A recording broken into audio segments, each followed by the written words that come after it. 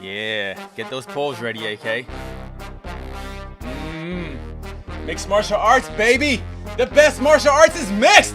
The UFC Vegas 53 preview show starts now! Okay. Just firing shots at AK immediately. Come on. I mean, get to AK on the camera. I mean, just a big promotion for mixing of the martial arts. There he is. Come on. There he is. How did you feel about that intro, AK? Oh, what? Sorry, I'm for God's sake. showing my loyalty to Broken Team. It was a bit much. It was a bit much. It was a lot going be on, honest. but welcome little over the everybody top. to the UFC Vegas 53 preview show here on MMAfighting.com. We are live on the MMA Fighting YouTube channel because we got fights coming up tomorrow inside the UFC Apex. A bantamweight divisional clash was on the schedule for the main event of this card. Now it is a catchweight bout at 138.5 pounds. More on that in a moment, but thank you for joining us. I am Mike Heck. We got Jose Youngs joining us as well. We got Jed Meshew, yesterday's winner of Between the Links. The people have spoken. And the newest member of Boston Celtics Nation. Let us say hello to the Prince of Positivity, Alexander K. Lee. Hi, buddy. Go Bucks! Go Bucks! Boo. I knew I didn't like you. I knew this best Love friend thing Milwaukee. was a bunch of Love horse caca. Milwaukee. It's a great Yeah. town. Before we start, Jay, can you do that motion again that you were doing? The Aaron Rodgers That? celebration? Who wears their belt on their chest, guy? I mean, I had to do it so the camera could see. If I just did this, then it looks very different and probably not great for our family-friendly television. Sure. I could have done it here over the shoulder if you'd prefer. I thought you were doing like the classic. Cam Newton Superman thing. That's what I thought you were doing. No. Oh, no. No, So you're going Cam with the Newton title. went to Okay. Auburn. Screw that guy. All right. Well, let's get into this, gentlemen. AK, let's start with you. I feel like you have some things to get off your chest. One of your favorite things in the sport is when a fighter, especially a main event fighter, comes in heavy. And that is what happened with Rob Font ahead of his main event against Marlon Vera tomorrow. Rob Font misses weight by 2.5 pounds. This is something I didn't expect. If you told me, like, what's the weirdest thing's going to happen today, and you gave me 1,000 guesses, Rob Font missing weight was probably not going to be one of them. So your reaction to this, AK, and Cheeto Vera's got to get an extra 20% here. Well, I'd like to say I'm disappointed, but this is classic New Englander behavior. Let's be honest. It's an area not known for its work ethic, not known for taking things seriously, generally for just general effrontery when it comes to the world of athletics. So, I think Rob is really just representing what Mike, you yourself, and also Jose as well typically stand for. So again, I'm not even upset. It's just like this is his nature. It's where he's from. You can't even blame the man. It's where he's from. But no, I mean, I'm like you. I was surprised. He's never missed weight before. It does, for me, raise some questions about like how motivated is he for this fight, and not just normal. I know people say, "Oh, anytime someone misses weight, you're going to question their motivation." It's like, no. In this case, it's a fight that, like, I think I recall when it was announced, he wasn't like super jazzed about. He is number 6 in our rankings. I think number 4 in the UFC, and Marlon Vera is number 11 in our rankings and number 8 in the UFC. So it is a guy who is considerably behind him. Like, Rob Font has worked very hard to crack that top 5. He is a legitimate top 5 contender. Now he's facing a guy who's like a super tough opponent, one of the best finishers at 135 pounds, who is like always calling for big fights. So this is a huge opportunity for Marlon Vera. I think it's a big opportunity for Rob Font too. It's just that when this kind of thing where you miss weight, it does make, and again, he has said it openly. He's not like Jed. It does make me wonder, did that contribute to it? But it could be something else. It could be health. And if it is, then obviously we just hope Rob Font is okay and recovered for Saturday's fight. Fingers crossed this does stay together. It is proceeding as a catch weight, 20% of Rob Font's show money to Marlon Vera. But we have seen, sometimes people miss weight and then the next day we find out the fight's off. So hopefully that's not the case here, because this has potential to be a really strong main event. And frankly, this card needs it. Jed, your thoughts on this? Does it change the way you view this fight in any way? Rob coming in a little bit heavy here. It doesn't, but AK's so mad about everything that's going on. He acts as if we don't have a perfectly serviceable co-main that's ready to step into that lead role.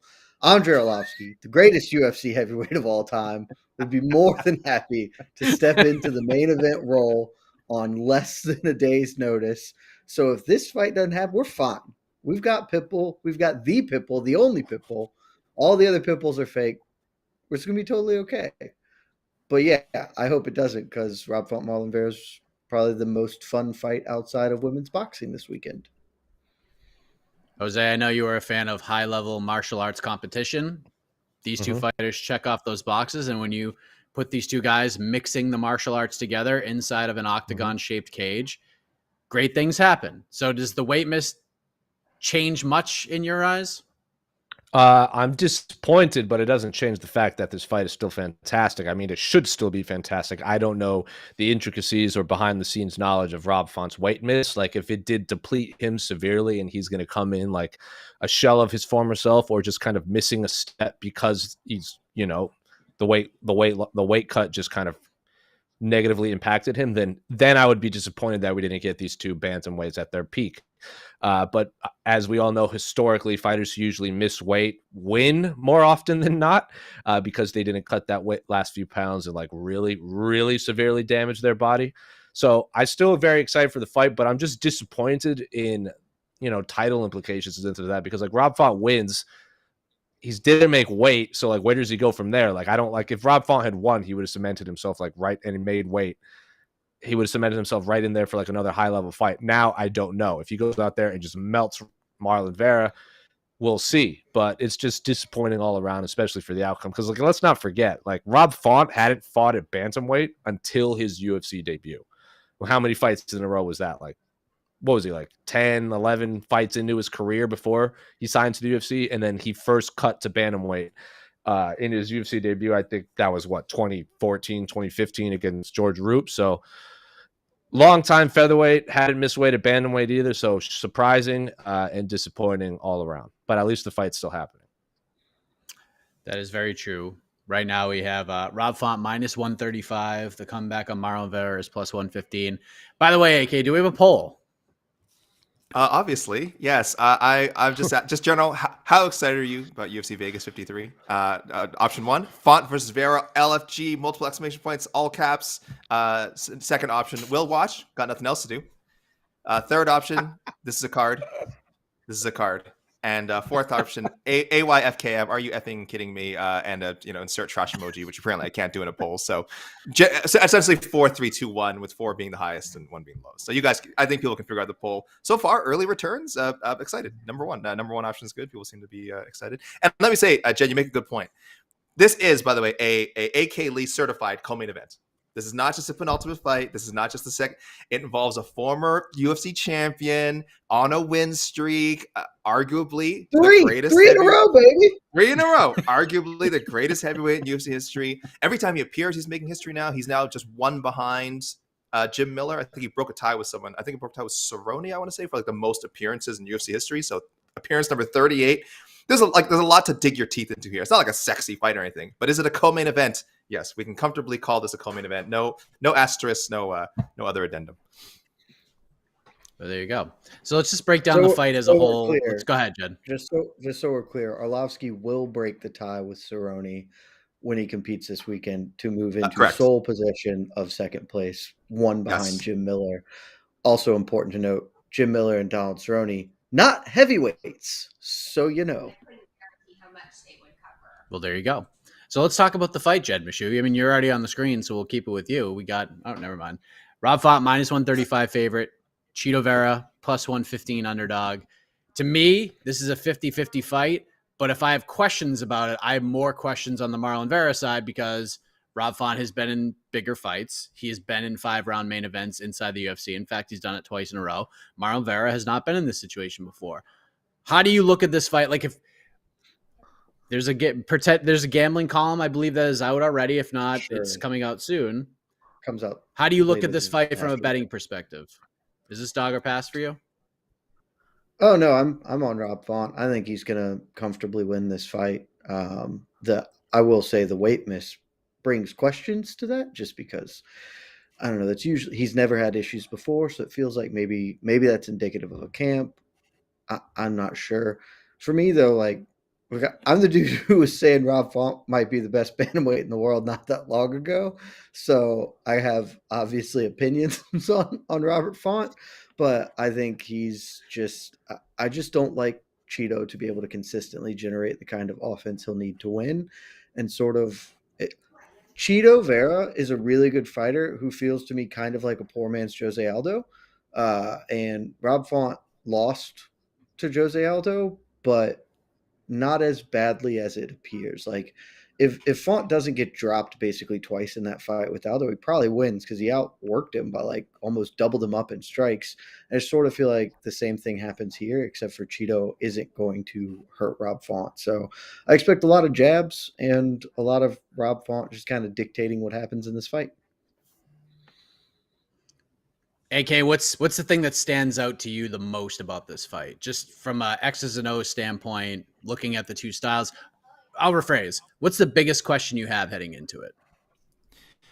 Man, well now with the weight miss is are we getting the best of Rob Font? Because normally I'm not too shaken by these things, but the way he looked at the scale, he didn't come in near the end, which tells me he didn't come in. He made it very clear he wasn't going to make weight again. So this wasn't a situation where like he weighed in and then we were like, oh, okay, well, like, does he get the extra hour? He's going to use it right away. I believe John Anik it was that announced he will not be making a second attempt. So that's like that might be a good thing for him. This is like a strategic weight miss.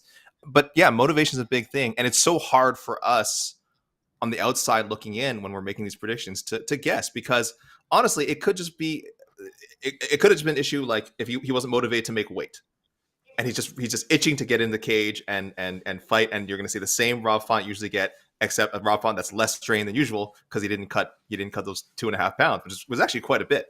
So it might be to his benefit. On the other hand, again, if you're of the mind that it's indicative of a bigger issue with him in his training camp, which we have no way of knowing, purely speculative, then you're going to lean towards Vera. So for me right now, I think I'm leaning Font.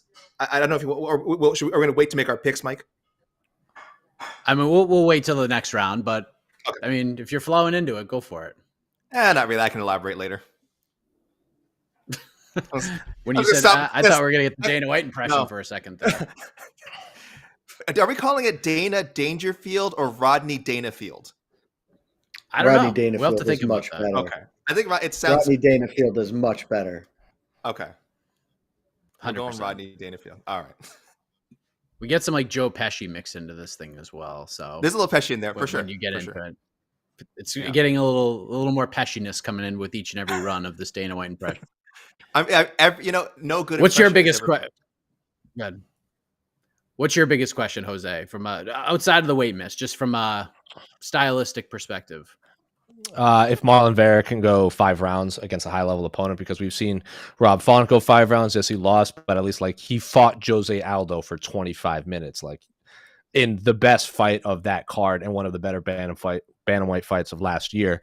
But no big deal fist fighting Jose Aldo for 25 minutes. Marlon Vera, I've picked him to lose more times than win, and he continuously proves me wrong. So I do think I do agree with him in his take. I can't remember what preview or post show or press conference or whatever he said, where he signed to the UFC like when he was like 6-0, 5-0. So he basically was learning on the job, and he just kept getting better and better and better. He took the long route. So did Rob Font. He's lost to a lot of guys in the past, like the Munozes and the Asuncao and the Linekers, that I would obviously favor him to beat now. And if you look at his last few fights have been significantly better challenges that he's faced than Marlon Vera, outside of they both fought Jose Aldo, like Ricky Simone, who else did it? Cody Garbrandt, Marlon Moraes, Sergio Pettis, if I remember correctly. Like Sergio Pettis is now the bantamweight champion of Bellator, and Rob Font has a win over him. So he's faced better competition. Marlon Vera also just kind of melted Frankie Edgar in a fight he was losing, and the ability to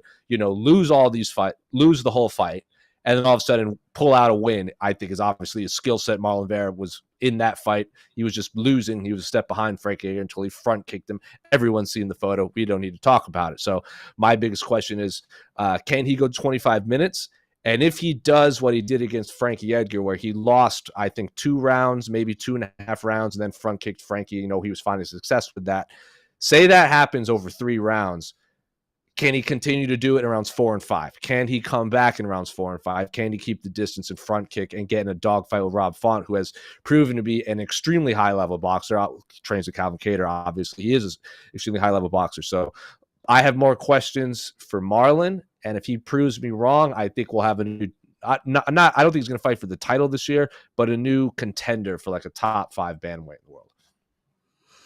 Yeah, I mean, that's a great point about Vera, and I'm curious how this all plays out, because the story of Vera, you talking about like him losing the first 2 rounds or the first round and a half and then coming back and winning the end of it. That's like the outside of the Sean O'Malley fight. That's pretty much Vera's entire career. Like he just goes in there almost it's not that he takes the first round off. Like the Davy Grant fight is a perfect example. Like Davy Grant is just cracking this man with just viciousness in that first round. And then probably like 2 minutes in the second round, Marlon started to score. And then Marlon has that third round juice and just gets cooking. So I wonder if he kind of approaches this fight the same way. Does he sort of take the first round off, come back mid-second, go through the third, and then like you asked, Jose, will he be able to continue that through 4 and 5? Or does he take 2 rounds off, 2.5 rounds off, and then save that energy, put out that output rounds 3, 4, and 5? So I'm really curious to see how that plays out. But again, if this is a straight boxing match, if he's out there trying to have a boxing match with Rob Font over 5 rounds, it's not going to be a fun night for him. So I'll be curious to see what his game plan is in terms of mixing of the martial arts, aka the takedown attempts, different ways of striking. Does he utilize leg kicks? Who knows? So with that being said, AK, let's go to you. The official first pick. Winner. How does this happen? Font decision. I'm going with the picking mindset of I think Rob's best skill, boxing, is better than any of Marlon's best skills. I think Marlon's like really well-rounded. He mixes the martial arts very well. So as long as Rob can sort of avoid mixing the martial arts too much, other than, he has really good takedown defense, and he definitely doesn't. I don't think he wants to spend too much time on the ground with Marlon Vera. I think it's primarily a striking battle, and I think it's primarily one that Rob Font can control the pace of, control the distance, hopefully land the bigger shots. Like we said, that was an issue in the Jose Aldo fight where he just got damaged more. Unfortunately, he might have been the slicker, more technical striker. I shouldn't say more technical than Jose Aldo, but in that fight was doing a great job of sort of outlanding. I'm about to say, dude, check yourself. You're about to call out Font more technical than Jose Aldo. But in terms of damage, Jose Aldo the clear winner, and that could happen with Marlon Vera too. The guy just hits hard, man. He only needs like 1 or 2 good flurries to really put it on you, as people told me supposedly happened in his last fight. Again, I don't think that fight exists. I've never seen footage of it, so it doesn't really need to be discussed. But yeah, he's got the power advantage. But Rob Font's got power too. He just, again, he's going to go for volume a lot of the time, and but I think his because his best skill is better, and I think he'll be able to keep it primarily a boxing match, then I have to lean towards Font. But it's going to be a super competitive fight. I don't see him like, even if it is just a boxing match, I don't think he necessarily just like blows Chito Vera out of the water. Chito Vera is a good striker and can is always gonna be looking for that finish. So if he's down after 3 rounds, Chito is not gonna take the pedal off the metal. He's gonna go even harder. Doesn't need open scoring to tell him nothing. He's going for that finish all the time. So 5 rounds, really good fight. I don't think the weight miss will be an issue, but this is the Prince of Positivity talking here. So, Jed, you're going Rob Font. How does he get it done? By decision. Chito is extremely durable. Chito's never been stopped in his career, and there's a reason for that. I think he's going to have his moments. Marlon Vera's a really good fighter. I will be interested to see if he can really leg kicks. I think that's really going to be a big weapon for him against Font and kind of the way Font stands. But ultimately, Font has more volume and a lot more of it, and I don't think either guy is really going to get a stoppage here. And so play the numbers. The guy who throws and lands more usually wins. So give me Rob Font by decision. That's true. Usually wins, and the Jose Aldo fight was a perfect example how that always doesn't work, because Font landed a lot more than Jose Aldo, but Aldo landed with more impact. Jose, your official pick for this main event. Rob Font by decision again, but I think both men will be hurt during this fight, because if you remember, like Rob Font lost to Jose Aldo, but he hurt Jose Aldo in that fight too. Like he won a couple rounds in that, right? Like in the early fight. I think there's one 49-46, but the rest are sweeps. Okay, well, the first fight, I think maybe the first or second round was like pretty competitive, and it was like a coin toss, right? They were all competitive, but for the fact that Aldo just kept putting him on his ass. I think we can all agree, like Jose Aldo's 5-round experience shown, and like it showed off in that, and Rob Font, like, live and learn, win or learn, as someone once said. So I still think Rob Font's going to get it done. Marlon Vera is, as everyone said, incredibly durable. I think he is well-roundedness is underrated because he actually has a pretty slick ground game. He has he trained, like, his main coach is Jason Perillo, so his boxing is on point too. He's incredibly lanky. I think it's rare when we see someone as lanky as Rob Font fighting Rob Font. So I think this is just a fun fight all around. I think it's going to be like a 3-2, or even if it's 4-1, whoever wins this fight, it's going to be hyper competitive the entire time. I think it's going to be a coin toss at the end, and it's obviously the favorite to win fight of the night when these two fight. I think both men are going to hurt the other man in there at some point, but I just think Rob Font's 5-round experience is going to show off in this. Not to say that Marlon Vera can't win. It's like 51-49 to me, but I'm going to pick Rob Font by decision. Yeah, I'm with you. I can't really add much to that. I think Font wins a decision, but this is one of those fights where I could see Font winning the first 3 rounds and then Vera making things real interesting down the stretch, or I could see this thing being 2-2 going into the 5th, and to see who digs down a little bit deeper to get it done. That's the kind of fight I want to see. That 5th round between those two guys, if it's a 2-2 fight, would be really fun just to see who can dig, because we know Vera's going to go, all out, and see how Font could sort of match that energy. So should be a really good fight for sure. I think Marlon Vera by submission, if I'm a betting man and the odds are weird in that, I would throw money on that, because Rob Font has been submitted didn't Kelleher tab, or was it Kelleher? I can't remember. Kelleher might have tabbed Marlon Vera for all I know, but I think Marlon Vera by submission, if that's if the line is weird, as they say, plus 600. I would throw some money on. Yeah. Why not? It was Pedro Munoz. Pedro Munoz. There you go. Okay. So why not? Plus 600, yeah. Why the hell not? Vera by sub, real possibility. There you go. Rob Font's very tough to submit, though. He's not like the best wrestler, but he's very tough to submit. So we'll see what happens. Great. That plus 600 might be worth a look. So, Jed, I'm going to let you wax poetic on Andrei Arlovski for a moment. Go right ahead. I was just going to say plus 600 is like a 15% probability. I don't know. That feels like that line's probably good, and I wouldn't bet it. That's me, though. Andrei Arlovski's dope. I don't really know what else there's to say. Like, this man he's about to have his 38th fist fight inside the octagon at heavyweight. His career is entirely unique, if nothing else. If you don't believe he's the greatest fighter of all time, or the greatest heavyweight, or the most accomplished UFC heavyweight, totally reasonable to not agree with any of those statements. But his career is entirely unique to this sport, and probably we will never see it again. Like, I don't have the numbers in front of me. I don't know the next time we're going to find a heavyweight who fights 40 times in the UFC, but it probably won't be soon, and it especially won't be coming. Like, Andrei Arlovski was washed 2 decades ago almost. like literally, we were putting him out to pasture a decade ago when he was like in his early to mid 30s, and he'd come off 4 losses in a row and just getting bolted. And we're like, oh, well, he had a great career. And then he came back, and then he had another 5-fight losing streak this time, and he came back. Like, he just won't die, and it's incredible.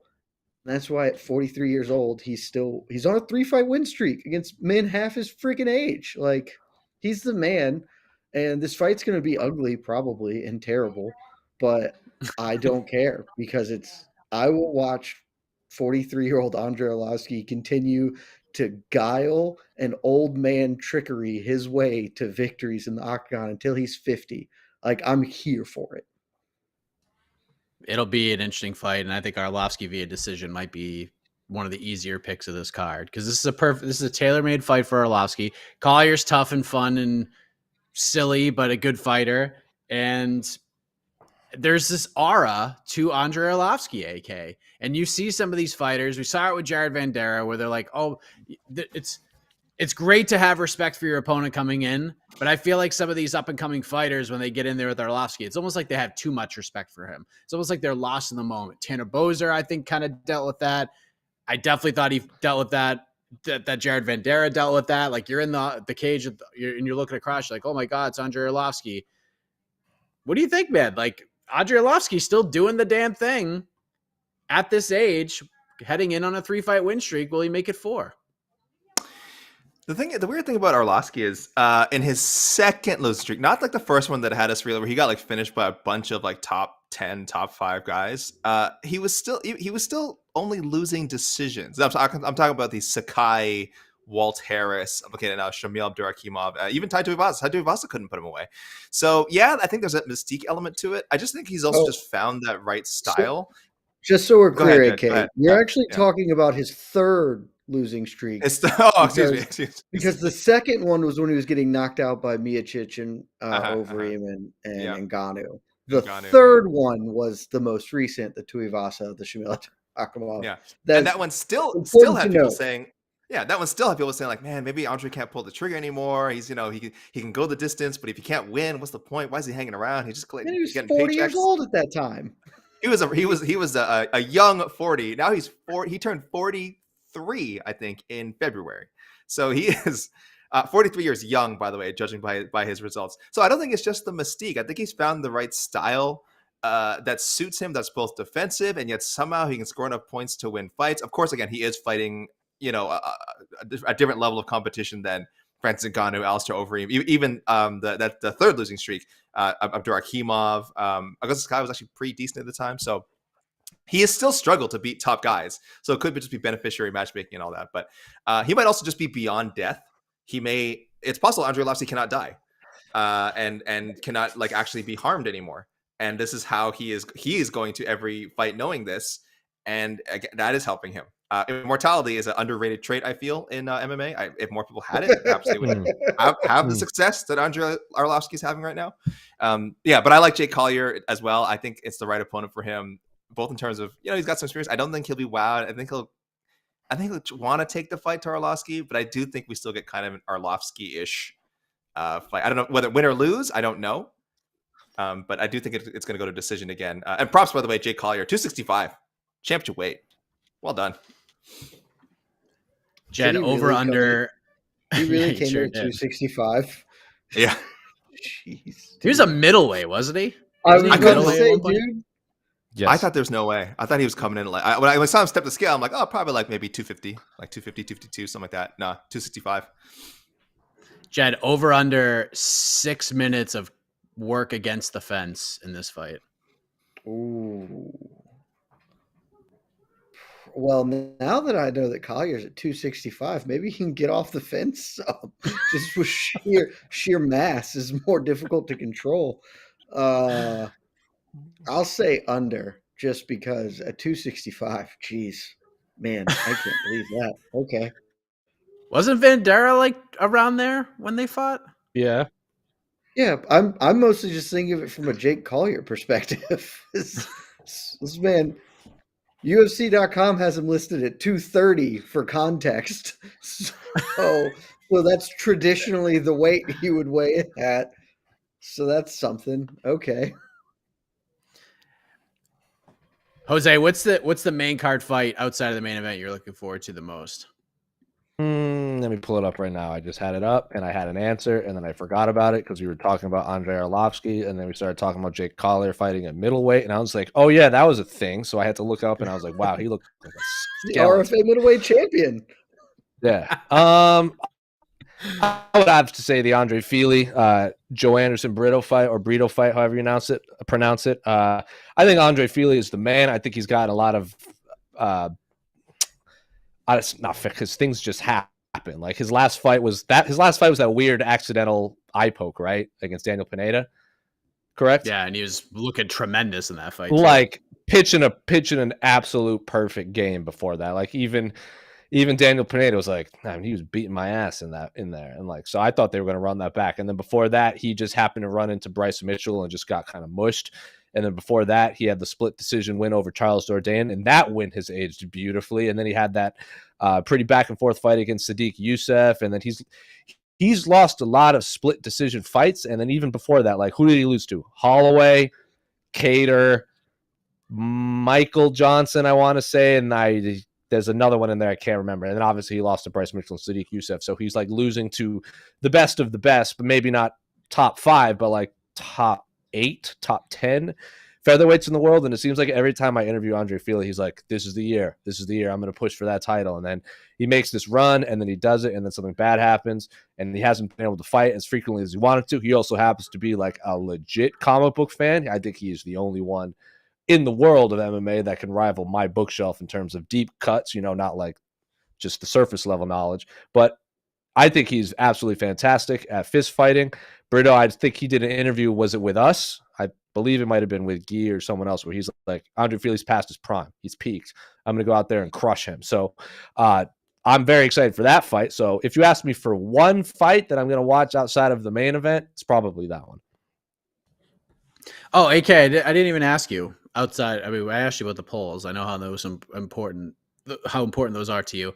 What's your gymnastics scale for this card? Ugh. Well, first of all, wow, that was a horrible sound.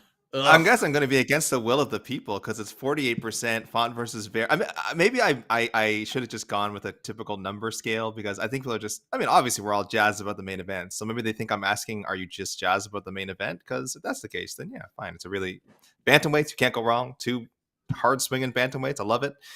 25 minutes for them. I love that. So, or people have just actually looked at this card. 48% picking option number 1. I think the most favorable option. So, but my gymnastics scale is not high. I think there's the matchmaking on this card.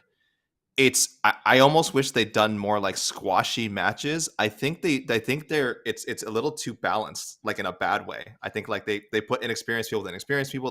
They got that level right, like as far as the level of competition. So I sense like a lot of decisions, which isn't always a bad thing, but I'm not predicting like a lot of decisions that are necessarily all going to be like bangers.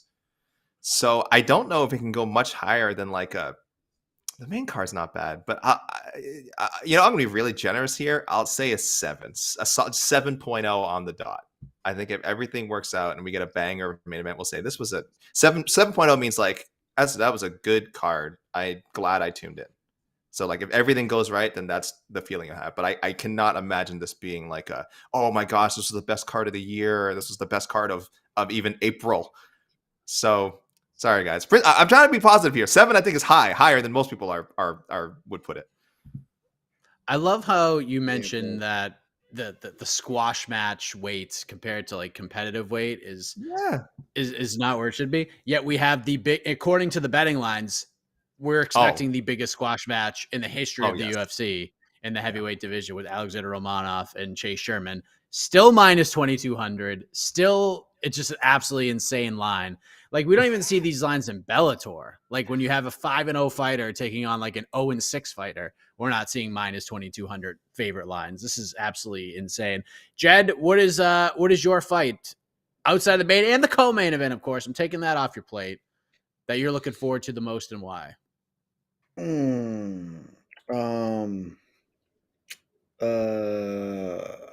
Andre Fili is really fun, so that's probably it. But like, there is just not a lot here, and I am sorry.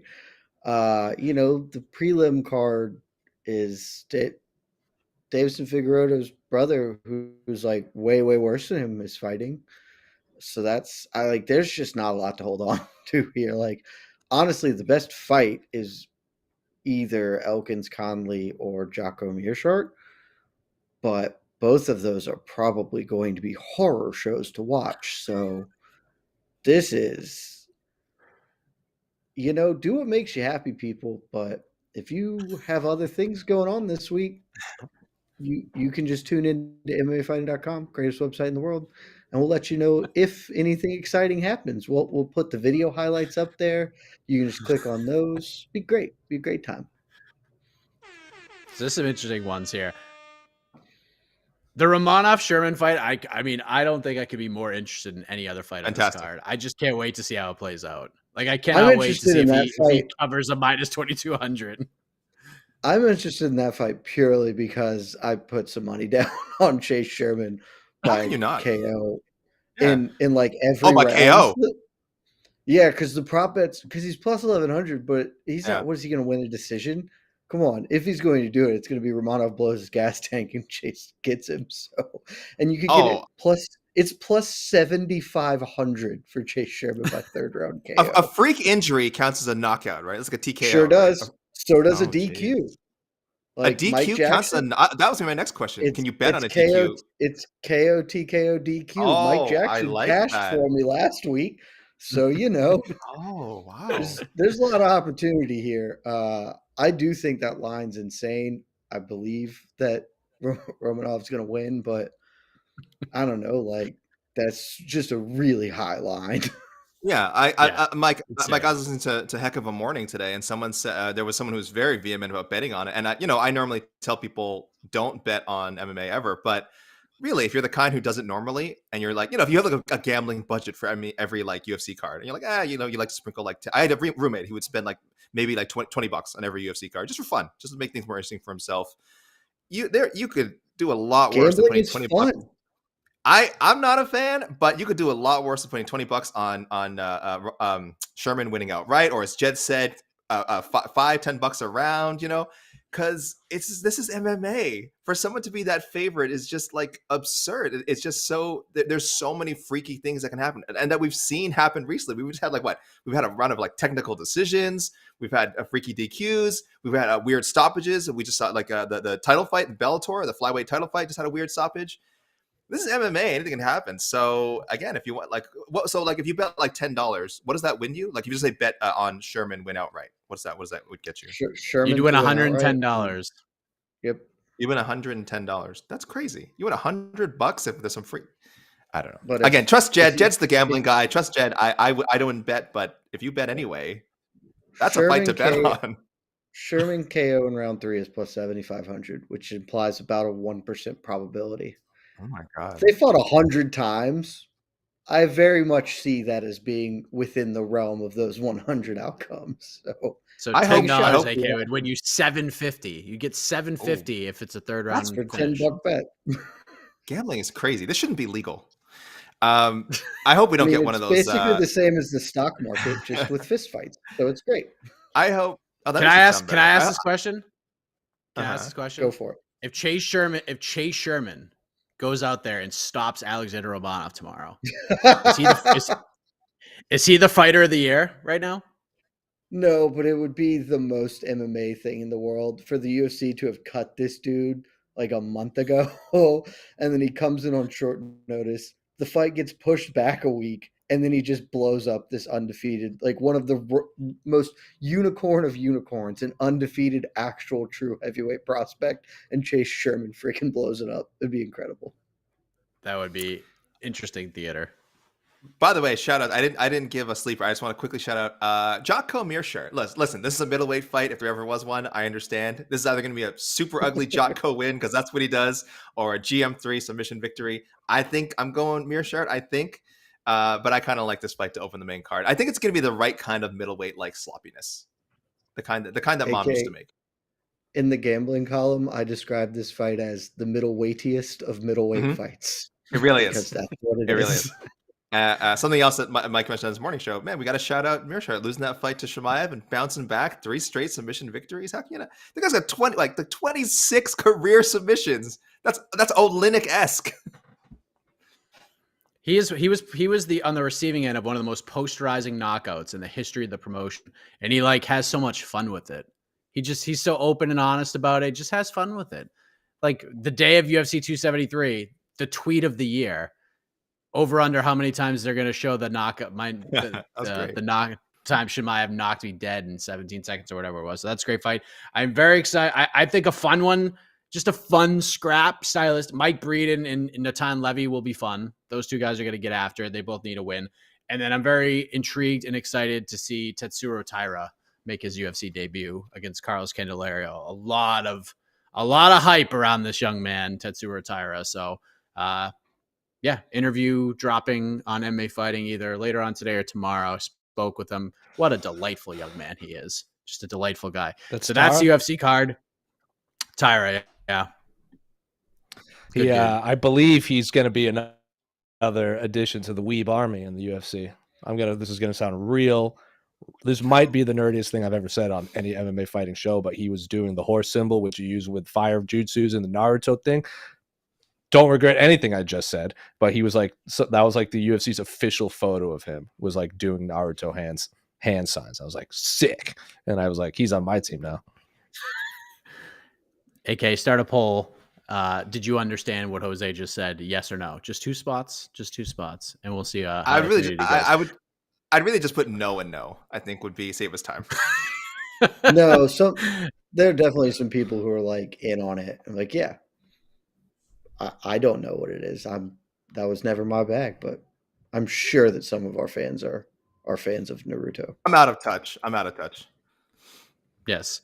Well, I mean, Jose is a fan of that. He's also a very big fan of professional boxing, and we have ourselves a big professional boxing bout tomorrow night inside the world's most famous arena. Talking about the UFC card, Jose's like, let's get done with this. Let's talk about real stuff. Did you see him like adjust in his chair? He's like, let's go. This is that meme when like you're like playing and then you just like lean forward when you get to the hard level. That's what happens. Yeah. Oh yeah. That's exactly Here we what go. just happened.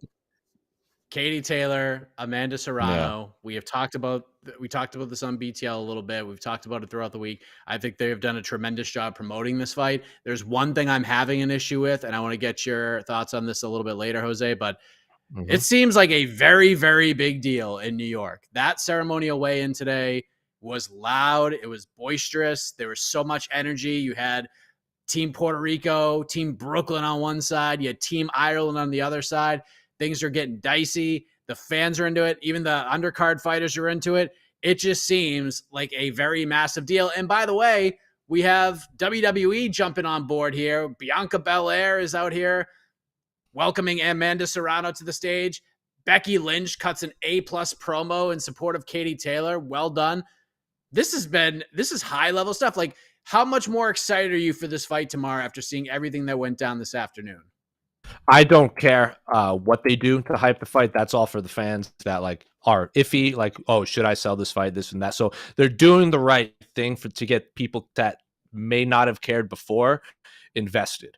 Specifically, like, you know, the fact that Becky Lynch and Bianca Belair, who I believe are like 2 of the 4-5 most popular women's wrestlers on planet Earth right now, not just in the WWE. So the fact that they're bringing those 2 in there, because like a lot of this build has been, you know, like women making history. First time they headline Madison Square Garden, first time women sell out, like for all the belts, number 1 versus number 2. And I think a lot of what is being lost here is the fact that outside of the history making that they're doing, this fight is just absolutely fantastic. But obviously the prize fighters do have to get people to care, because there's a lot of good boxing matches that people don't watch because they don't know it's happening, or they don't know whether they should care or not, or they're unaware of the stakes at play. So what Matchroom Boxing, what Most Valuable Promotion is doing, they're knocking it out of the park. Like, Jake Paul is a polarizing figure. I'm not a fan of the man as a man, but he gets people outside of the boxing world to tune in, which you need. And Amanda Serrano and Katie Taylor deserve all the eyes on them, because as I said, they are the 2 best. You look at that press conference, no trash talk between the 2 boxers, no trash talk at the weigh-ins. It's very, very, very respectful.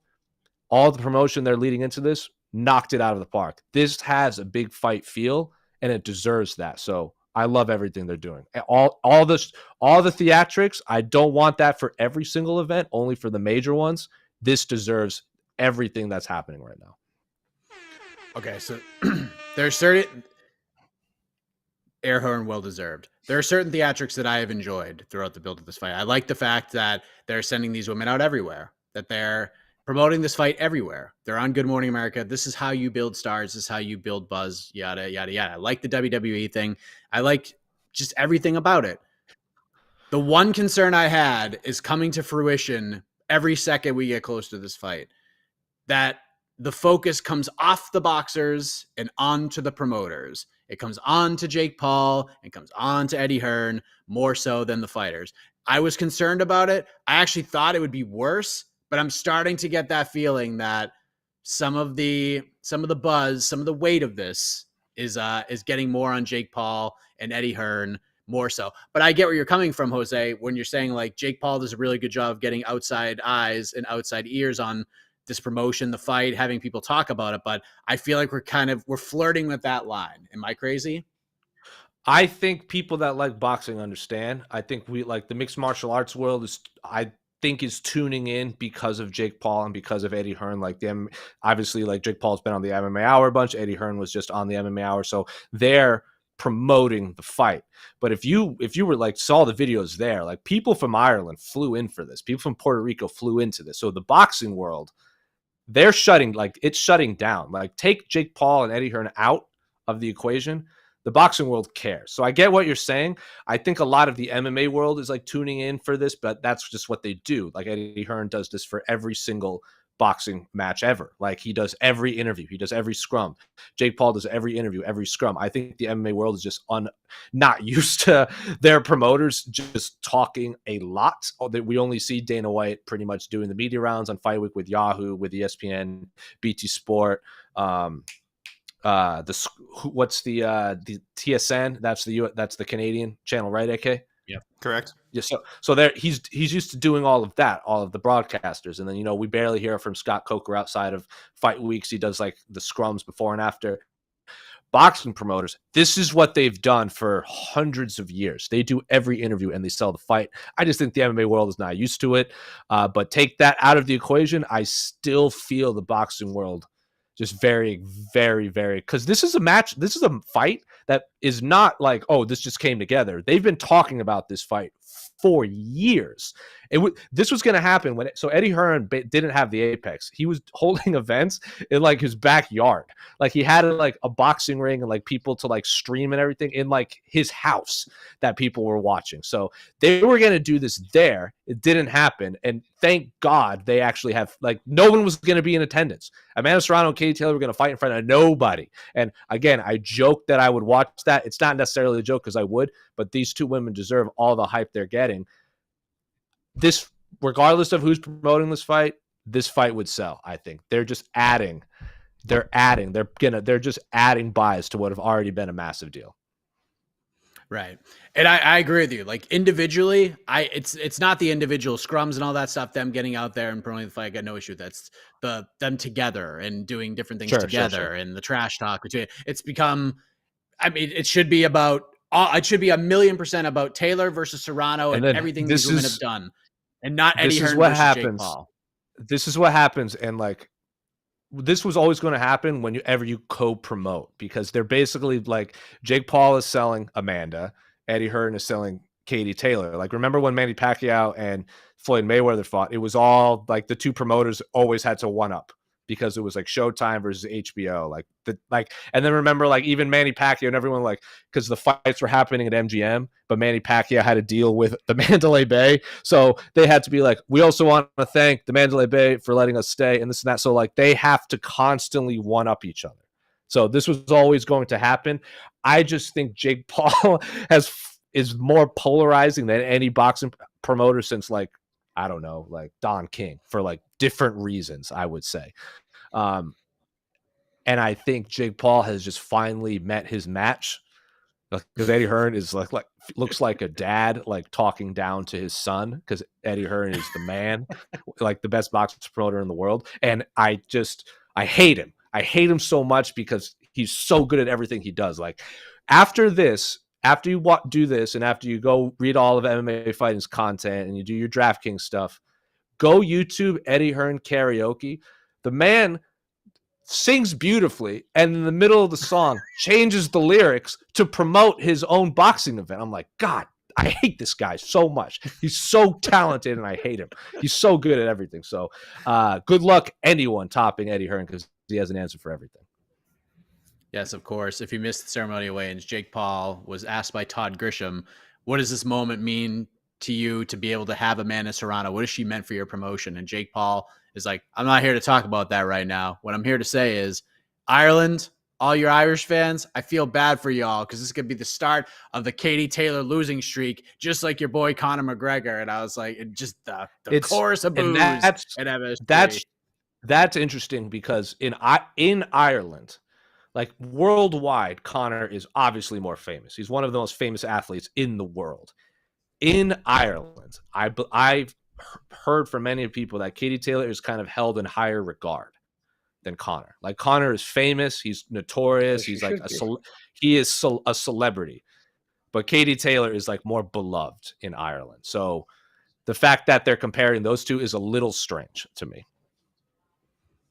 Jed, your thoughts on the promotion, the fight, everything about it? Fight's good. I think the promotion is good, largely because, like, I think Jose's right. We don't get to see promoters who actually care, because that's at a baseline. Like, that's what it is. Like, both of these two gentlemen who are promoting their fighters care about maximizing this event, and the UFC does not, and they haven't for years. But what Dana doesn't ever go out and do interviews. He does the same ones that he has to say the same talking points over and over again for every pay-per-view that comes up. But they don't have to sell. They have their baseline guarantee from ESPN. They have their guaranteed money on their pay-per-views from ESPN as their sell. Like they just aren't committed to having to scrap for it, which is ironic because, as Dana has famously said, once you get money, then you don't fight for shit, or whatever paraphrase that quote is. And the UFC got a lot of money and now they don't promote for shit. So that's what this is. And so it's fun. It is nice and interesting to watch people who are actively invested in making this the biggest bout they can be. And that's why they're partnering with the WWE and doing all these sorts of things. To your point, Mike, I think that you're probably a little right. And I also think that it was just incredibly inevitable based on all the circumstances of,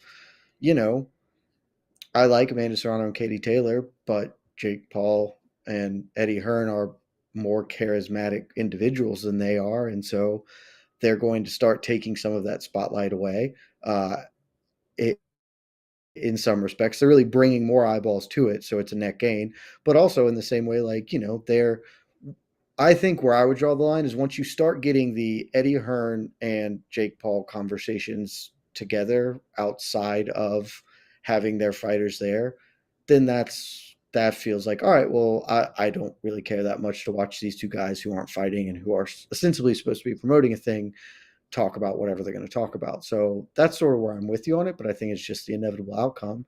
And in the end, it doesn't matter because their involvement has brought far more attention to this from outside sources than it would have. So it's on the two fighters. It's on Katie Taylor and Amanda Serrano to take this opportunity of having the most eyeballs they will ever have on them and convert that into diehard lifelong fans. And we'll see what happens, tomorrow night. They're going to have a big platform in the biggest stadium in the world, basically, certainly the most iconic. And they, to try and make themselves a truly household name and kind of reach a level of stardom that we really haven't seen all that much in women's boxing. Yeah, huge opportunity for both women. Like I said, I had questions about the promotion. The promotion is still an A to an A+ for me because people care and they've done a great job and they've got these women everywhere and they're making them stars. These two women looked like stars on that stage today and they were treated as such in that theater. So really well done. AK, your thoughts, closing thoughts on this fight before we go to the peeps. I just want to bring a little point about Eddie Hearn's promotional skills. I'm definitely much more of a casual fan when it comes to boxing. So I'm not the type that's going to pay super close attention to like how the promoter conducts themselves during like a press conference. But I was watching the him promoting the undercard, and I'm not saying this would work in for the UFC or for any MMA promotion, but it was just amazing to me why a large segment of MMA fans view like Dana White as a good promoter for some reason. and when he doesn't really do any actual promoting. And then you see how a boxing promoter like Eddie Hearn does it. So for anyone, you guys can find the replay online. For anyone who didn't see, Eddie Hearn he's hosting the undercard. A lot of probably boxers who aren't even known in the boxing world, but he before he introduced any of them, he kind of goes over their accolades, and then he'll ask each fighter like a couple of questions, really to get them to expand, not only expand on their story, but clearly in such a way to get them to show off their personality. And he did this with every boxer on the undercard. Again, would that work in the UFC? I don't know. But let's just take, for example, the UFC 274 card that's coming up. Now, this has a lot of well-known veterans and names in MMA, sure, but let's imagine you're trying to sell them this to people who aren't aware of them, who they're not. Let's say a casual person doesn't know Joe Lazan, isn't familiar for whatever reason with Shogun Hua or OSP or something like that. And imagine if Dana White sat down and did a separate press conference with them and did this thing where he's like, okay, Joe Lazan, you're one of the pioneers of the lightweight division. I know now it's getting ridiculous. Oh, should I do my Dana voice? Okay.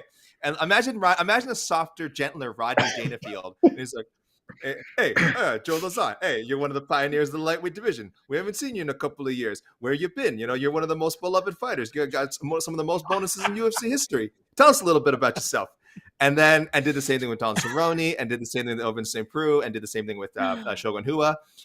You don't need to sell Chandler Ferguson. Again, this card might not be the best example, but just imagine if he had done, and not just for this card. Imagine if he did that for every pay-per-view, right? And had been doing that for years. MMA fans would certainly find it a bit weird at first, but it's that kind of promotion I really would like to see more of. And this is what we mean when we criticize Dana White. Actual promotion. Yeah, this is what I mean. And again, I know MMA and boxing, very different beasts. But I think if people watch that, they'd be shocked. They'd be like, oh, wow, you can do that? You can just kind of talk to your fighters like they're human beings and kind of promote their stories and get people to know more about them and not not publicly challenge them and call them cowards. That's weird. I didn't know promoters could do that. It was very refreshing to see. And but I do agree with the overshadowing from Jake Paul and Eddie Hearn. But also, as Jose mentioned, Katie Taylor and Amanda Serrano, they did all the media stuff, but they're not going to bring that level of that people see that any sort of mudslinging, any sort of I really want, I don't like this person thing. And we're not getting that from Hearn and Paul either, but there's that kind of personal rivalry, that edge, that headline grabbing edge. And I think that complements the fight well. It has started to overshadow it a little bit, maybe, but we do have fight night tomorrow. So I think they stopped right at the point where it might have become too much. I don't know. We'll see what happens tomorrow. If there's even more trash talk before or after, but I didn't think it took away from this historic fight that's going to headline MSG. All right, let's go to the peeps. Take a few questions ahead of a very big night tomorrow. Also, let's not forget, boxing promoters have for 100 years also feuded with their fighters as well. Sure. Yeah. Okay. Oh, there's a poll, by the way. People, there is a poll. Please vote. Just Katie Taylor, Amanda Serrano. Who you got? Katie Taylor leading right now, 55%. And she is still. Who are you picking, Jose? Oh, yeah. I'm picking. I think so. I said this on BTL yesterday, but for people that haven't watched that yet, or are here watching live, I think Katie Taylor is the better boxer of the two. If you can't, Amanda Serrano goes out there and tries to win a boxing match, she's going to lose. Amanda Serrano hits hard, and she's incredibly talented, and she is at worst the second best female boxer in the world, maybe third, because Clarissa Shields, it's not fair to her because she's not in the same weight class, so she doesn't get this shine. The best women's boxers in the world, Katie Taylor, Clarissa Shields, Amanda Serrano. Two of them just happen to be able to fight. Whoever wins this fight, you could argue is the best, maybe the greatest ever in the history of women's boxing. Katie Taylor is one of those boxers that has no problem being on the outside, being on the inside, sticking and moving, or just melting you. She wins a lot of decisions. Amanda Serrano also wins a lot of decisions, but she can also hurt you and put you away. Now, Katie Taylor hasn't shown too many weaknesses, but if there is one that Amanda Serrano could take advantage of, Katie Taylor doesn't necessarily fight too well on her back foot with pressure coming at her. If she meets you in the middle, and just clangs, Katie can win that fight. If Amanda Serrano just pushes nonstop over 10, 12 rounds, Katie Taylor could lose that fight. But if this goes to a decision, I fully expect Katie Taylor to win. I cannot believe that she is an underdog.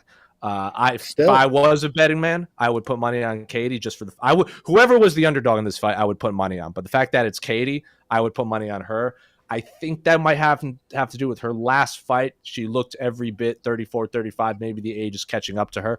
But I'm glad this fight is happening nonetheless. And I'm picking Katie Taylor to win. I just think she's the better boxer. All right. Question. To the peeps, Casey. To the peeps. I'm actually all I care about is this boxing match right now because I think it's so well promoted. It is. What?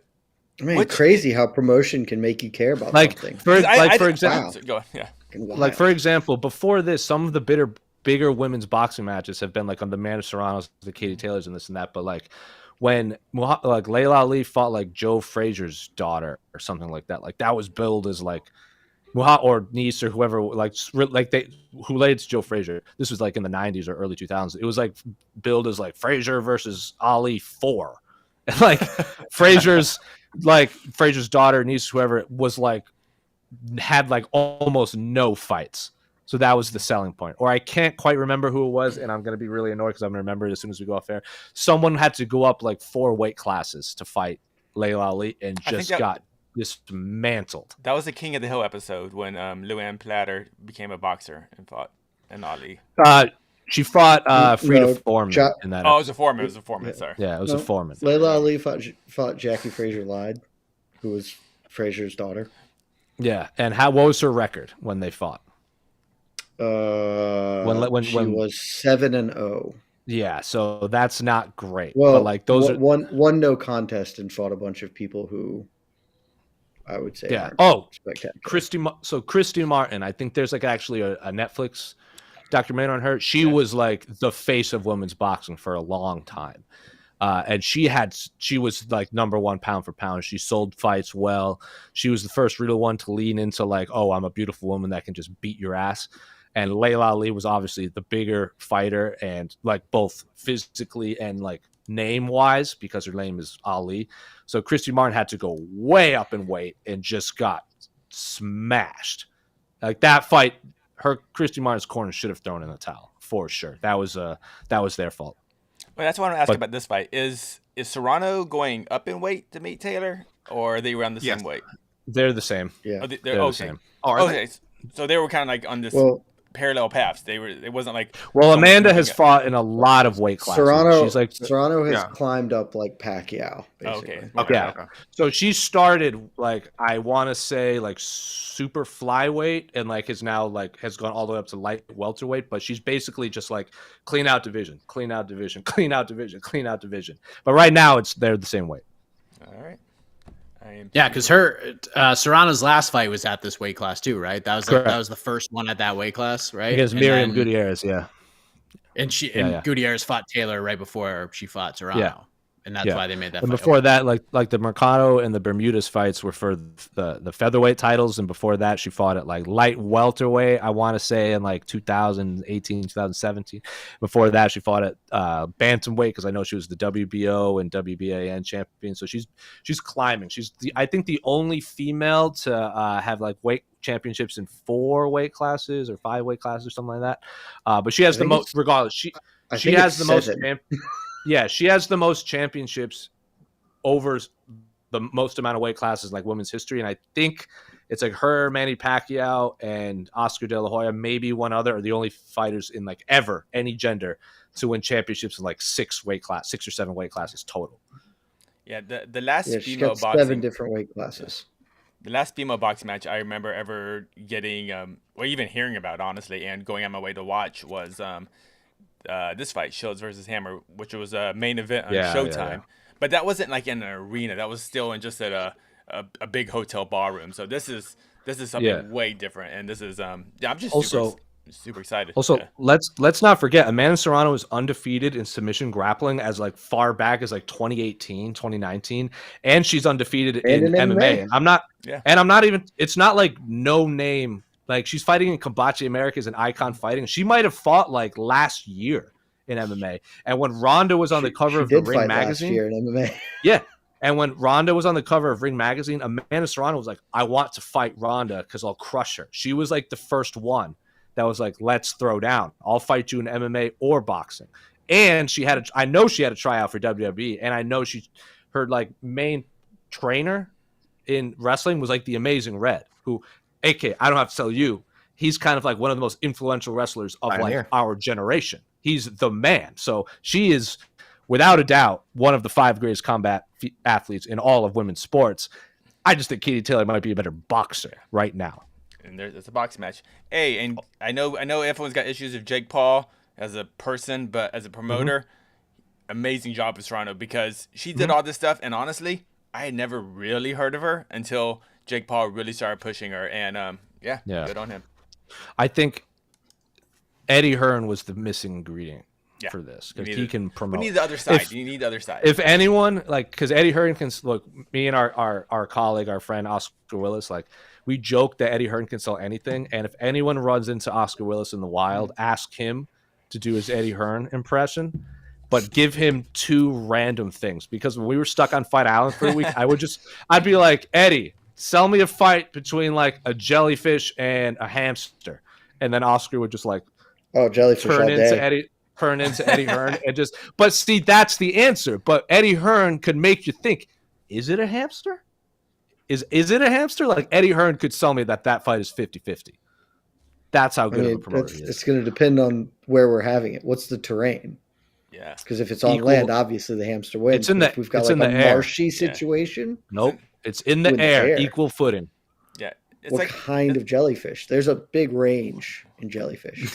Portuguese man of war, baby. I'm trying to derail this so we don't not a Portuguese man of war. All right. Anyway, Casey, can you grab that Zabit question later when you have the chance? Yes, I an hour later. I got this. I trust you. I'm here to help you. Yeah. I want to be you someday. We all know this. That's not a secret. All right. Casey, do you wear chains like AK? I've never seen AK wear a chain until right now. I think he always does. Just blinged out. That's way too much skin. Look at you, AK. Damn. AK, now AK's gonna. We can't monetize this now, AK. Way to go. No. Listen, I'm not apologizing to the viewers. I'm apologizing to the podcast listeners. You just missed the show. Gotta tune in. All right. Where is that Zabit question? Tarps off, everybody. Just shirtless for the rest of the app. Is this another is Zabit ever gonna fight again question? Here we go.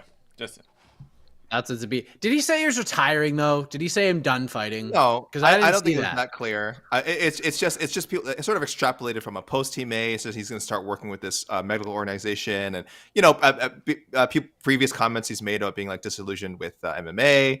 Ariel talked about it on the MMA Hour recently, saying like it has to do with his religion too. His religion has kind of sort of maybe guided him in another direction. Very religious person. But sorry, Casey, I did want to because I have to direct it to Jed. Jed, if Zabit is leaving MMA to become a doctor, is this the biggest loss to our business since Cole Conrad decided to leave to trade milk futures? No, but it's equally as good a choice.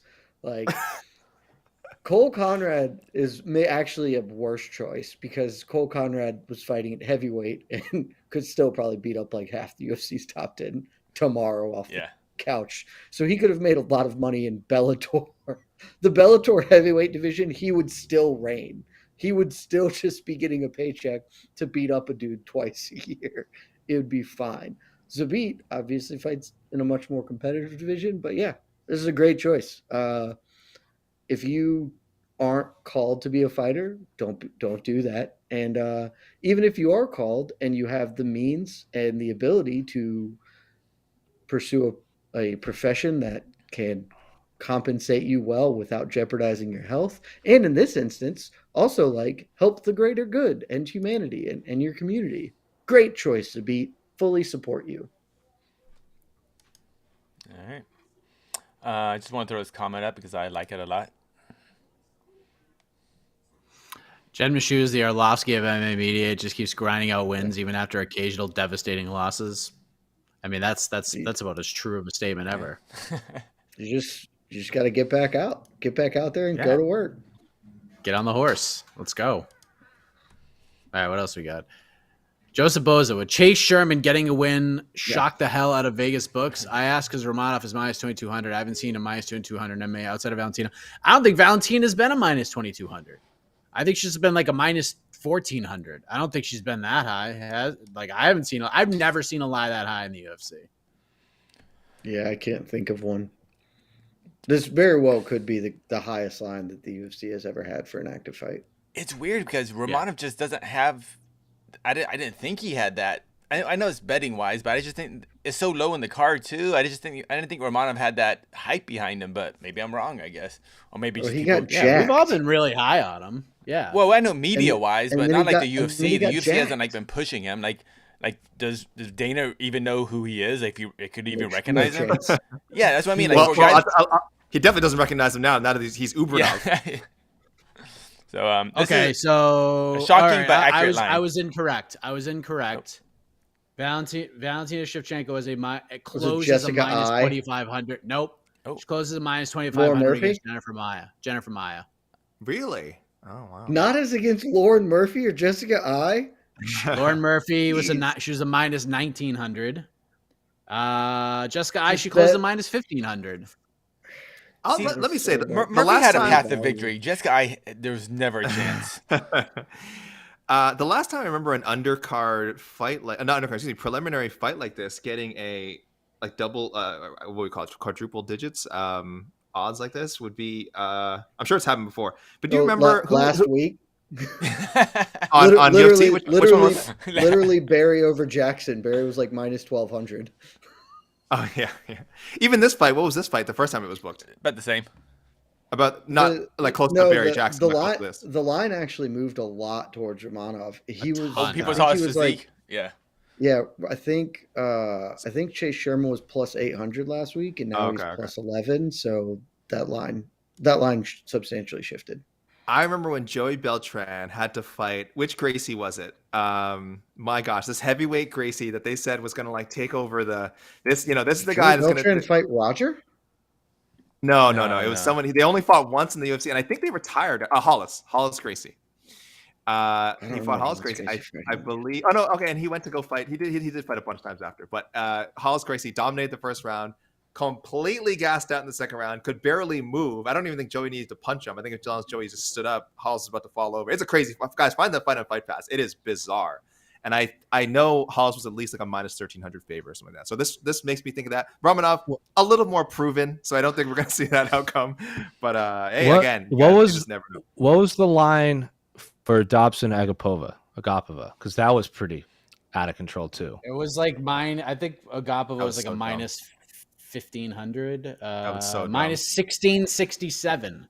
She closed that. That was an appropriate line too. It was. It was an appropriate line, and it was a big upset. And yeah. All right. This is why we fight. Yeah. Chase Sherman winning this fight would just be. I know. I'm just shocked at this unbelievable. because they're heavyweights. That's why, because they're heavyweights. Yeah. And yeah. Also, Chase Sherman, like, he's not good. Don't get me wrong. He's not awful.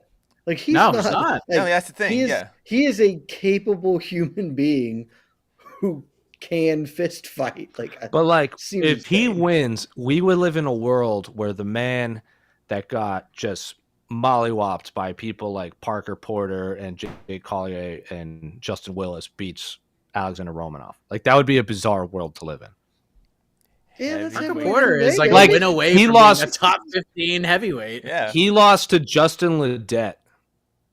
Like, Ledet is not even a heavyweight in the UFC anymore. He was like a light heavyweight that got like crushed by Johnny Walker. Yeah, but he's a light heavyweight, which means he's better because light Yeah. heavyweight, Oh. as bad a division as it is still better than The co-main event is a middleweight fighting Arlovsky. True. Who did Chase? That's Who did also Chase true. fight in Dallas? Who did Sherman fight in Dallas? It was like such a crazy fight. Coulter. Hold on. I Dallas? haven't pulled up. Yes, Oh, that's what it was. Rashad Coulter. Coulter, Yeah. that's what it was. So good. I love that fight. Is that the? Oh yeah, that was a crazy fight. Yeah. That was the elbow so he knocked him out with. Sherman I can hope he get does it. Romanov to engage in something like that. He has a chance, but Romanov's not that guy. You just got to pick. I him don't up know, man. suplex. I don't actually think. I think Romanov might just come out here and be like, "Look at how jacked I am. I'm going to throw hands." Because also, I want to be clear. I would favor him to win a strictly striking battle against Chase Sherman. I'm just saying it's insane the odds. Yeah. Romanov is going to win however he wants. Yeah. More Romanov than is going to likely. choke Chase Sherman out with Chase Sherman's femur. That's what's going to happen. I And mean, then he's going to suplex his coach. if Probably. he chokes him out with his femur, then This man's a future heavyweight champion. He'll be a minus Romanov- 18,000. Romanov is going to use Chase Sherman's own femur to choke. Yeah, that's what's going to happen. That would be incredible. I don't even. I mean, I'm trying to either man's femur being involved in the submission would be incredible. And then we're gonna call him the femur scissors. for the rest of. That's his new nickname. If you choke someone out with your femur, you become the femur. All right, what else we got? Take a couple. Not a question, but I think this deserves to be talked about. This gentleman, Connolly versus Elkins fight of the night. We'll see. We'll see. The damage does not do boring. No, he doesn't. But I would disagree with that statement. But Elkins is by far my favorite fighter. That's not very good. Well, if he was good, he wouldn't be exciting. The only reason he is exciting is because he is not good, and so occasionally he just gets lit up, but he's tough as hell, so it works for him. If he was actually good, he would just sit on people for 15 minutes and no one would watch him over. I think Darren Elkins could just grind this out. I think Darren Elkins could just be a real grindy fight. That's the thing is, I don't think Tristan Connolly's that good, so Darren Elkins not being good is not as damaging here. He might just sit on him for 3 rounds. I just think it would be darkly funny, and I'm not wishing for this to happen, if Tristan Connolly lost and then was released, and then was like 0-2 at featherweight, and his only win in the UFC was against an overweight Michel Pereira at welterweight. That would be one of the strangest UFC runs ever, I think. Even though it's only 3 fights, that would have to go down as one of the strangest UFC fights ever. Him and Mike Jackson. That's like the odd one win UFC people. That ain't over. Yeah, that ain't over. Let me see what else we got. Man, AK just made me sad, reminding me of Michel Pereira's very tough fight. Remember Pereira? He had no camp that week too. That there were no coaches. No coaches. Yeah, because of visa issues or something. Yeah, so like there were issues coming to that. So I love Michel. He lost to a featherweight, guys. Imagine being Michel Pereira and having no camp and being like, the best course of action is to do jumping scissor kicks. That's going to be great for my gas tank. Well, it took him 37 minutes to get to the cage. He wasted like a round and a half of energy just dancing his ass out into the octagon. I mean, it was insane. Hey, winner learned. He learned. He hasn't done that since. I know. He hasn't been fun since. It's lame. I know. Well, yeah, they keep putting him against like good competition. Like, boo. No, we don't need that. He's still been fun. Yeah, he's great. Johnny Walker really hasn't been all that fun. No, Johnny Walker and Thiago Santos are no longer fun fighters. I don't know anything about this, but this question was interesting. Tell me if this is true or not. How big a factor is Grant Dawson changing camps? It is very true. Oh, he did. Okay. Tell me about it. We talked about this on Heck of a Morning, that when you thought of Glory MMA, there were 2 names you always thought of. At least I did. James Krause and Grant Dawson. These 2 were side by side. They were buds.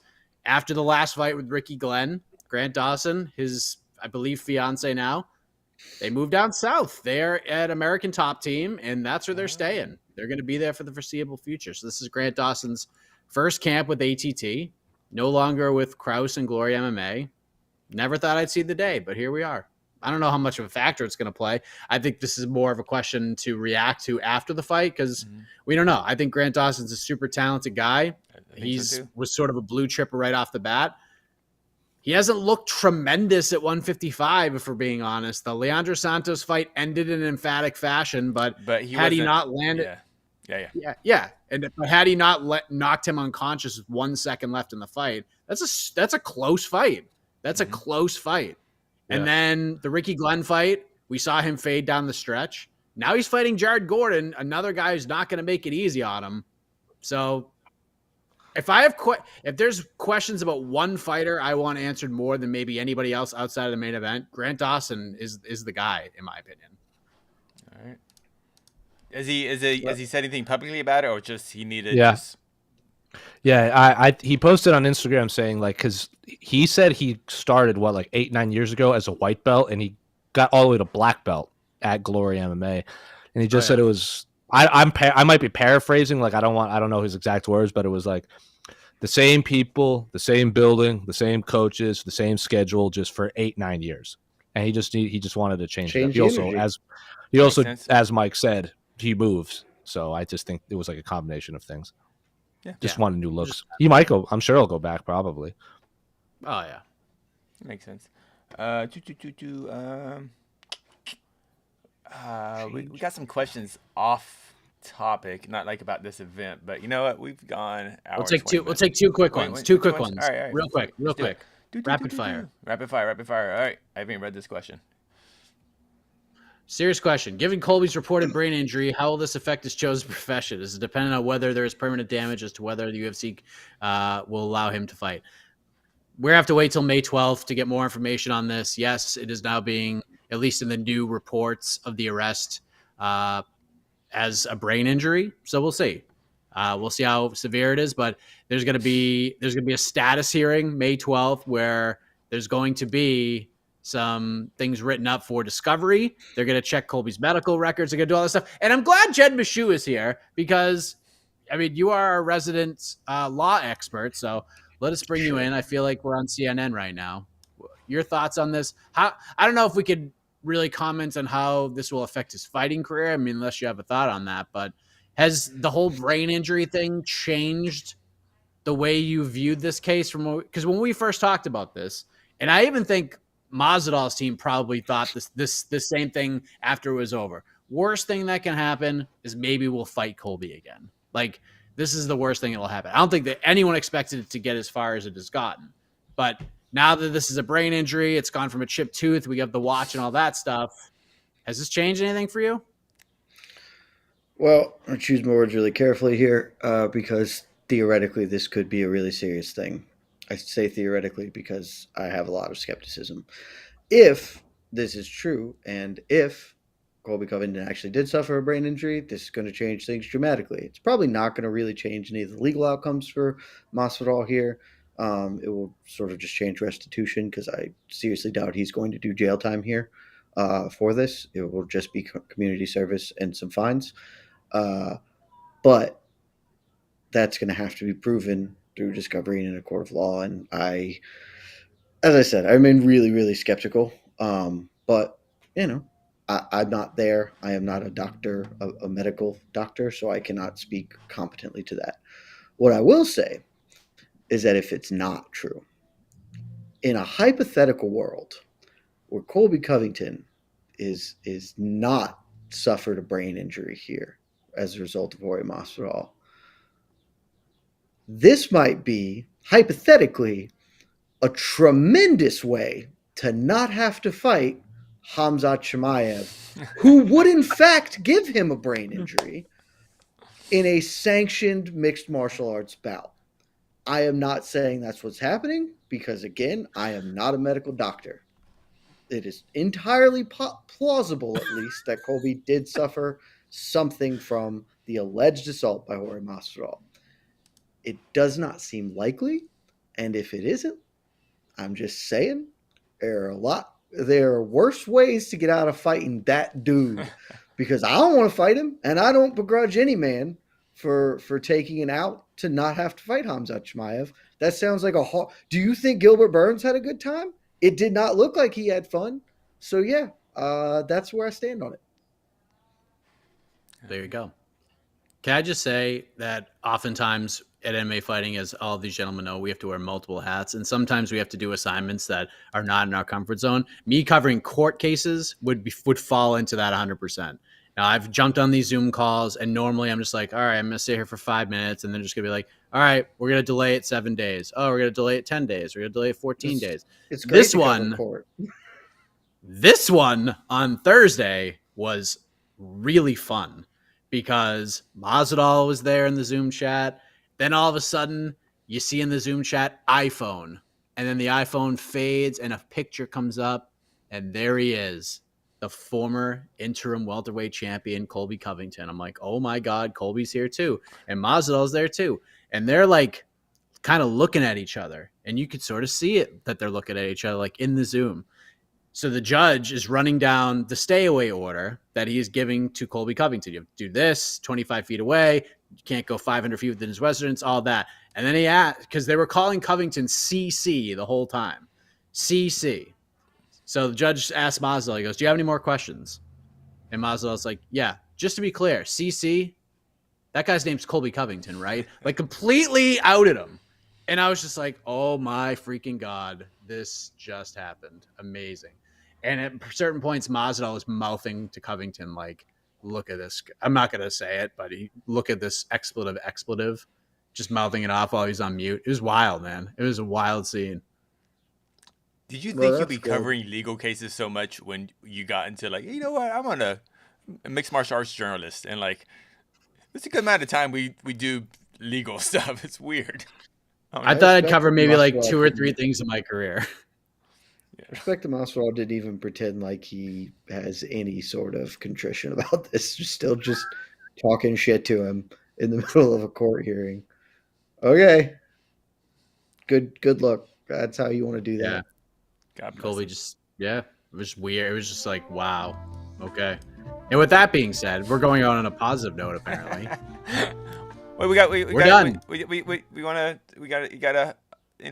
We can throw some positivity before we get out. Anything?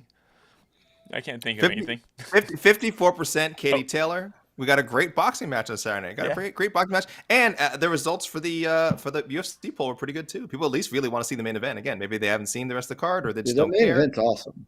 The main event's awesome, and I think there's enough oddities and curiosities. Again, we got Arlovsky in what is a legitimate co-main event.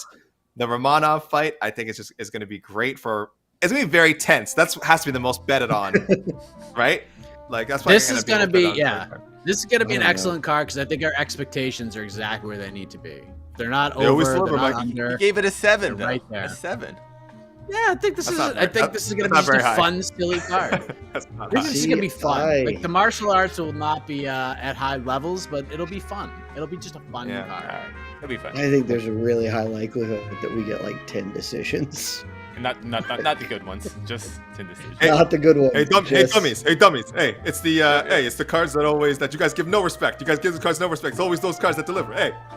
How'd that work for the last like 4 of them? And we're all good. 273 is great.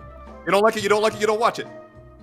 Hey, but next week we get Justin freaking Gaethje and Charles Oliveira fighting for the lightweight title. I'm sorry, Oliveira versus Gaethje lightweight title. And who's going to be there? Who's going to be there?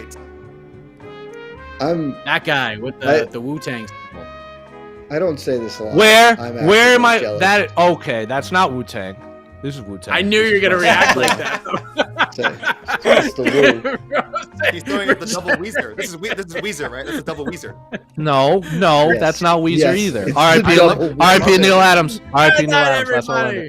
R.I.P. Neil Adams. I agree. Happy birthday, AK. It's not my birthday.